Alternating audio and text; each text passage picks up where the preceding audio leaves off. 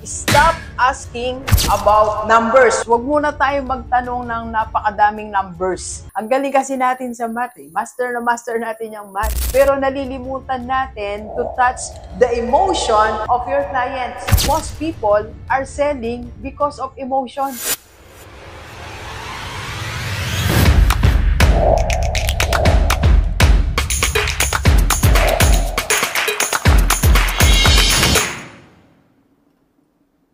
Welcome to our positive domino effect lesson. Lesson number 3 na po tayo. Hindi na napanood yung 1 and 2, pakitingnan na lang sa ating YouTube. Number 3 na tayo. Lesson number 3.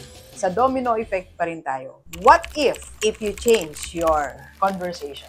What will happen? Start changing your question. Because when you change your question, domino effect, the answer will be changed. The response will be changed. The relationship will be changed. The results will be changed. Sa halip na mag-no ang client mo, mag-yes yan by just changing your conversation. So, how to change your conversation? Mag-shift po tayo. Shifting to emotional framework. So, hindi tayo magiging logical. Alisin muna natin yung pagkatalino natin sa math. Ang galing kasi natin sa math eh. Master na master natin yung math. Pero nalilimutan natin to touch the emotion of your clients. Alam naman natin, di ba, ang principles sa sales. Most people are selling because of emotion. Bakit bumibili tayo ng pasalubong? Kahit na mahaba ang pila, kahit pawis na pawis tayo, kahit malilate na tayo. Kasi gusto natin maging masaya yung family natin. Because that's emotion. Kaya bumibili ang tao because of emotion. So, as a salesperson, bakit hindi tayo bumalik o mag-shift tayo sa emotional framework? Kalimutan muna natin ang mga numbers kasi na-train tayo sa numbers eh. Ilang percent to?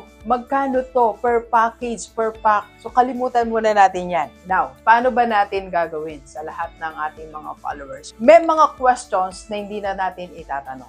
Don't ask questions. Stop asking rate, interest, how much. Stop asking about numbers. Huwag muna tayo magtanong ng napakadaming numbers. So, if you are going to shift to emotional framework, eto na yung mga itatanong natin. So, ano ba dapat natin itinatanong sa kliyente natin? Instead of how much, instead of how many. Ang itanong natin is about their dream. Pangarap niya. Di ba pag tinanong tayo, kahit nung nag-aaral tayo, anong pangarap mo? Nag-iba yung mood natin, nagiging masaya tayo. Kasi pangarap mo yan eh. Yun yung gusto mo. Kasi dyan ka sasaya. Kasi yung dream na yan, yan makapagpasaya sa kanya. So, start changing your question. So, next, tatanong natin, why? Sa mga OFW, bakit nga ba gusto natin makaipon? That is for their children, sa mga anak nila. Kaya sila nagpapagod sa abroad, makaipon sila para sa mga anak nila. So, ano ang next nating i-discuss sa kanila? On your next question is the solution. You offer solution. This is the solution. Para po makapag-ipon ka para sa mga anak mo, ito ang solution. Ang solution, it's not money again. Then, sama mo siyang mag-imagine what is the feeling. Yung feeling na meron na siyang naipon. Yung feeling na natupad yung pangarap niya para sa mga anak niya at nagawa niya ang solution. What is the feeling? Ang feeling, of course, happy retirement. Question, did I ask numbers? Pinag-usapan ko ba dito na pag po nag-ipon kayo sa mutual fund, 1,000